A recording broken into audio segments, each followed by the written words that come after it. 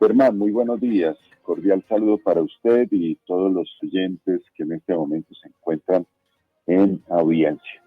Mil gracias, general. Permítame iniciar por un asunto que nosotros consideramos que es, digamos, lo más significativo de este fin de semana, en una decisión absolutamente inesperada, pero sin duda una buena decisión de la que no se tenía conocimiento. El presidente de la República anuncia y ampliará esa información seguramente esta noche, una especie de zona de concentración para el Frente 33 de las FARC en el Catatumbo, específicamente en Tibú. Pero al mismo tiempo, general, en las últimas horas, 5 muertes violentas más justamente en Tibú. Empecemos por eso, mi general. En primer lugar, la decisión del presidente y las reservas justamente a esta operación que se comprueba con esa nueva masacre. Bienvenido. Bueno, muy buenos días, Germán, nuevamente. Sí, este tema del plan pistola es algo que nos tiene a nosotros supremamente preocupados e indignados, porque esta es una estrategia criminal que se ejecuta principalmente por el Plan del Golfo, pero también lo han hecho las disidencias y el ELN, que en última lo que buscan es debilitar la moral y afectar la operatividad de la fuerza pública mediante el asesinato sistemático de nuestros policías y militares, tanto cuando están de servicio como cuando están en descanso de vacaciones. Así que esto para nosotros nos genera enorme preocupación y por supuesto rechazar el cobarde asesinato y la infamia con la que se están llevando a cabo estas ejecuciones. General, tiene las fuerzas militares, hemos visto lógicamente al señor ministro muy activo, al director de la policía muy activo, al comandante de las fuerzas militares muy activo, pero es un hecho que las fuerzas militares no tienen cómo contrarrestar esta ola de asesinatos que ya van, si no me equivoco, por 27 uniformados. ¿Qué piensa usted al respecto? ¿Tenemos cómo combatir este plan pistola? Mire, esta no es la primera vez que sucede el plan pistola. Recordemos que en la época de Pablo Escobar se llevó a cabo este mismo tipo de acciones criminales infames, precisamente en ese momento para evitar o para hacer cambiar al gobierno en cuanto a la decisión de la extradición y por supuesto también en las acciones que se llevan a cabo por el plan, por el bloque de búsqueda. Así que situaciones similares hemos vivido que han comprometido la vida de nuestros servidores públicos, de la fuerza pública. Y este es un fenómeno complejo de controlar, Germán, porque en última la fuerza pública tiene que seguir cumpliendo su misión constitucional, que es la de seguir velando por la seguridad de todos los colombianos. Pero esa exposición que tiene el mismo servicio hace que de alguna manera sea un blanco que está a la mano, y como lo hemos visto y lo ha dicho el mismo gobierno nacional a través del Ministerio de Defensa, lo que se ha comprobado es cómo ejecutan estos asesinatos a través de una inteligencia previa para ubicar a los servidores públicos, sus sitios de trabajo o sus sitios donde viven, residen, y de esa manera hacer estos ataques. Esto pues tiene o presenta un dilema para la fuerza pública, porque no puede simplemente recogerse, protegerse en sitios seguros, porque de esa manera estarían aislándose de la población, que es donde tienen que cumplir su misión. Por lo tanto, lo que se trata es de buscar medidas preventivas y unas medidas a la vez que neutralicen este fenómeno criminal, de tal manera que podamos garantizar la vida de nuestros servidores públicos, pero que sigan cumpliendo su misión. Así que este es un dilema que siempre se ha presentado cuando han sucedido este tipo de acciones por parte de estas organizaciones, y allí de la manera que se tomen algunas medidas al respecto. Si uno ve este fin de semana el Ministerio de Defensa me hablaba de unas medidas de prevención y neutralización anticipada, tratando de evitar este fenómeno. Y hablaba también de cómo se ha revigorizado el plan Agamenón, que es un plan que tienen nuestras fuerzas militares para atacar a estas estructuras, a esta estructura particular del Clan del Golfo. Así que aquí hay unas medidas preventivas que esperamos que funcionen y se tomen por parte de todas las instituciones para evitar que se pueda facilitar los crímenes de nuestros funcionarios. Sí, señor, 6 de la mañana, 12 minutos. Ricardo Martínez. General, no sé si usted ha tenido la oportunidad de escuchar la entrevista que le hizo el señor Juan Pablo González Juanpis, más conocido como Alejandro Reaño, al presidente Petro, que más allá de, el tono de la entrevista, el presidente dejó entrever muchas cosas y entre ellas, él dice que el plan Pistola que se está realizando ahora es porque él le está dando muy duro a los grupos subversivos, sobre todo a los del narcotráfico. ¿Ustedes desde ACORE comparten esa misma impresión del presidente? Mire, lo cierto es que cuando uno mira que han habido unos antecedentes de operaciones que se han llevado a cabo contra este grupo al margen de la ley, que ha tenido un efecto, por supuesto, en esta organización. El hecho de que hace unos días se neutralizó a Chirimoya, el tercero al mando del clan, que era un jefe de bloque que se expandió en los últimos años, sobre todo en la región Caribe, es uno de esos impactos sobre esta organización. Pero también venían unos elementos anteriores, también hubo un decomiso de armas utilizadas, se iban a utilizar en atentados en Cuba. También hubo unas operaciones de bombardeo contra este grupo en el noreste antioqueño, en Tarazá y en esta región, que tuvo un impacto importante en el número de integrantes de esta organización que cayeron bajo las operaciones de la fuerza pública. Y adicional, pues tiene todo el tema de cómo se ha ido decomisando coca, que sale al exterior por parte de esta organización al margen de la ley. Así que han habido unos operativos previos que han afectado a esta organización y que pueden ser la consecuencia, por supuesto, para que se desarrolle este tipo de estrategia al ver que no tienen otra capacidad distinta que enfrentar de esta manera cobarde a la fuerza pública. Entonces, sí hay unos antecedentes recientes que muestran que pueden tener una razón detrás de todo esto. Sin embargo, yo creo que aquí hay otros elementos que vale la pena mencionar y que pueden tener una relación para entender qué es lo que está pasando con este plan Pistola. Uno es obviamente con esto tratar de parar y afectar la dinámica operacional a través de la desmoralización, sembrando terror en los funcionarios de la fuerza pública.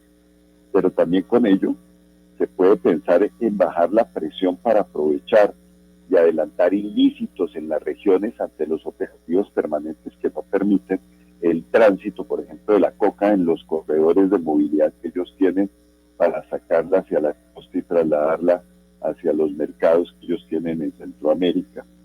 Y otra es también mirar cómo el gobierno lo obligan para abrir canales de interlocución, dado que se han abierto mesas de negociación con otras organizaciones, pero con el Clan del Golfo no se ha podido llegar a esta instancia. Así que aquí hay unos elementos importantes detrás que podrían ayudarnos a entender sobre la dinámica que tiene detrás este fenómeno criminal. Son las 6 de la mañana y 16 minutos, 6:16 minutos, como siempre, doble presencia informativa de SB Noticias. Andrés Muñoz. General, buenos días, general. Ya en la zona del Catatumbo el presidente está hablando de una zona de paz. Hemos llegado al punto como para podernos sentar con estos grupos al margen de la ley, a hablar de paz, o esta posible zona de paz puede ser bajo el fuego normal que se está haciendo en la guerra. Bueno, que hay que entender bien el fenómeno de lo que está pasando, porque estas zonas de ubicación que ha mencionado el gobierno nacional son solamente con Andrei y el Frente 33, es decir, el de Jairo Mechas y el de Richard.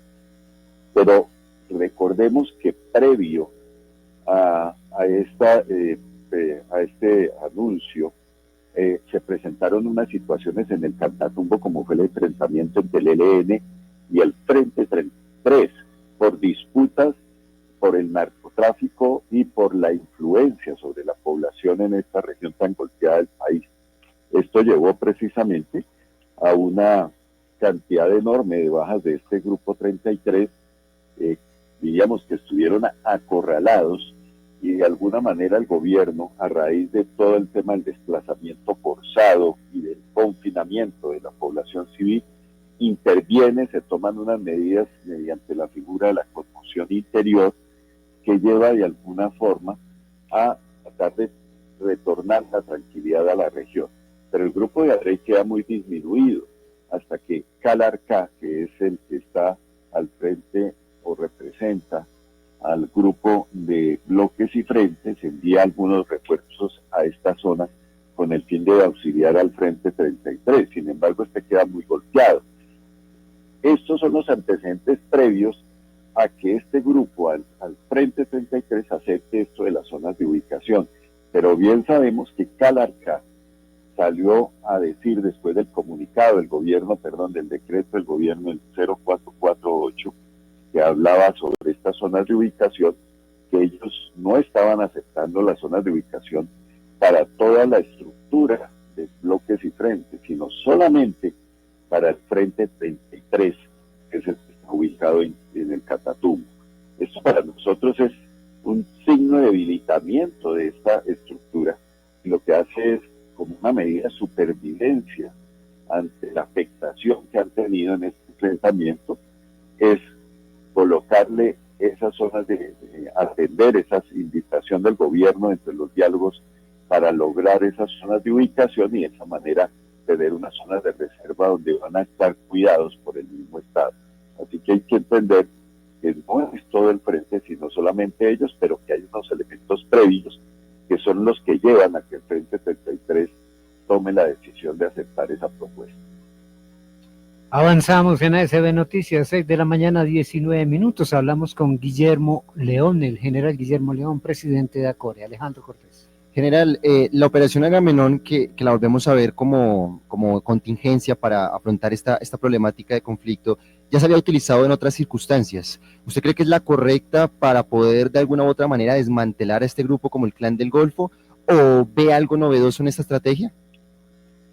Bueno, Alejandro, la operación Agamenón es una operación que se montó hace ya varios, no es desde este año, no es de tiempo atrás, que lo que buscó fue generar una dinámica operacional que reuniera varias capacidades de la fuerza pública para enfrentar este fenómeno criminal del Clan del Golfo.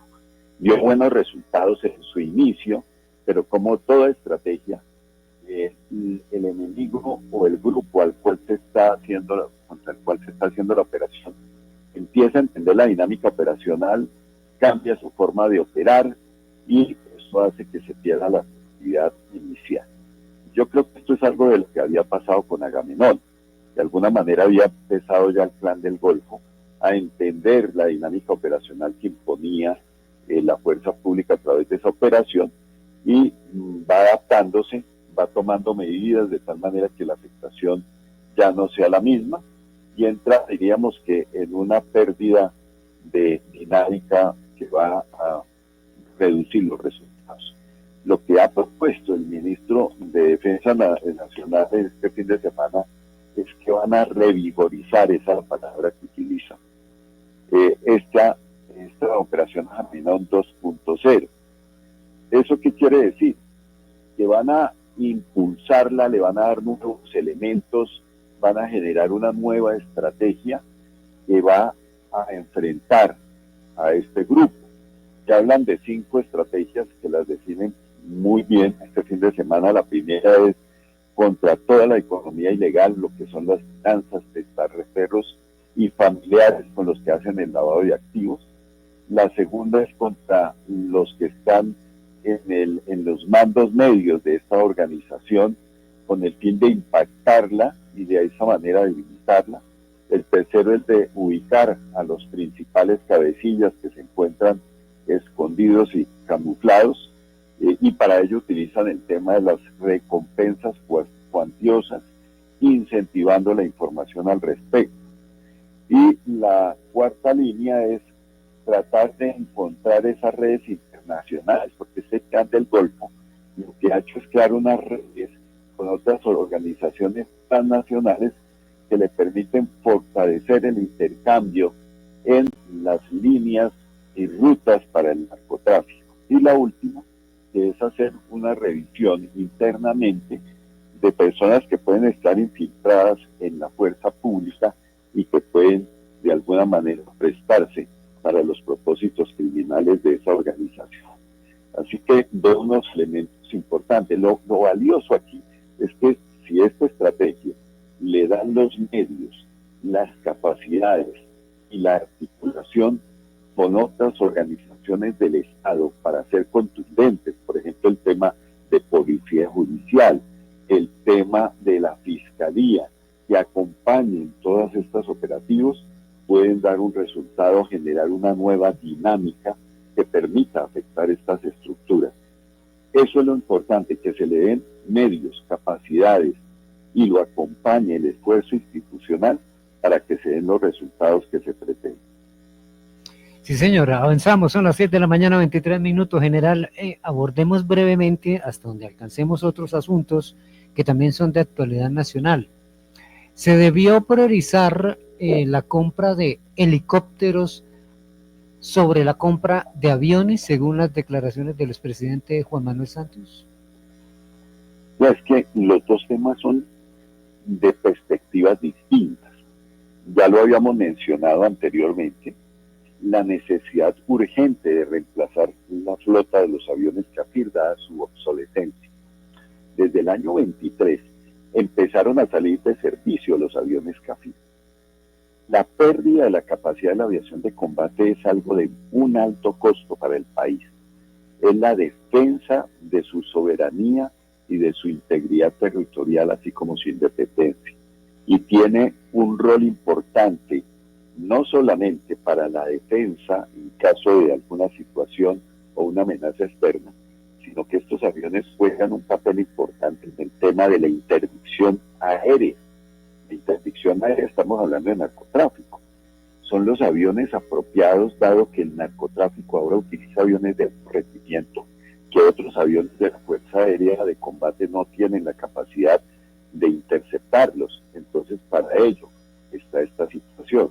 Y eso es lo que ha permitido limpiar nuestro espacio aéreo para el uso por parte de ese tipo de aeronaves. El otro tema es que estos aviones también se han utilizado en el conflicto interno y se siguen utilizando y tienen, dada su capacidad en los sistemas de armas y la gran precisión que tienen, se utilizan en misiones de bombardeo. Así que ahí tienen otra tarea importante que cumplir. Y recordemos eventos que tuvimos en el año 2013, 2018, donde aviones rusos ingresaron al espacio aéreo, que eran aviones no precisamente comerciales, sino aviones militares con capacidades de inteligencia, donde los aviones Kafir reaccionaron para hacer la interceptación y retirarlos del espacio aéreo nacional. Así que son elementos que no puede uno descuidar, porque cuando se pierde la capacidad de la aviación de combate de alto rendimiento, recuperarla para el país resulta supremamente largo en el tiempo y costoso. Por el otro lado, el tema de los helicópteros, no es que se requieran, de pronto allá hay que revisarlo muy bien, más helicópteros. Lo que se requieren son los recursos y los medios para poder poner en la línea de vuelo del equipo con el que cuenta la fuerza pública. Recordemos que está afectado el tema de los Mi-17 por un tema de contratación de mantenimiento mayor, dadas las restricciones que se producen como consecuencia del conflicto entre Ucrania y Rusia. Y por el otro lado, cómo se cayó el alistamiento de los UH-60, los Black Hawk, por parte de nuestro Ejército Nacional particularmente, y la Policía Nacional en el tema de la interdicción y de la lucha contra el narcotráfico debido a restricciones presupuestales que en un momento se quitaron por parte o se implementaron por parte del gobierno de los Estados Unidos, y cómo se fue deteriorando el mantenimiento de los lagos por falta de recursos. Entonces no podemos pensar en comprar cuando lo que necesitamos en este momento es recuperar urgentemente la flota de Black Hawk y buscarle solución a los NI, como lo está tratando de hacer las fuerzas militares, para poner los helicópteros en condición para atender las necesidades. Entonces yo creo que esa es la primera evaluación.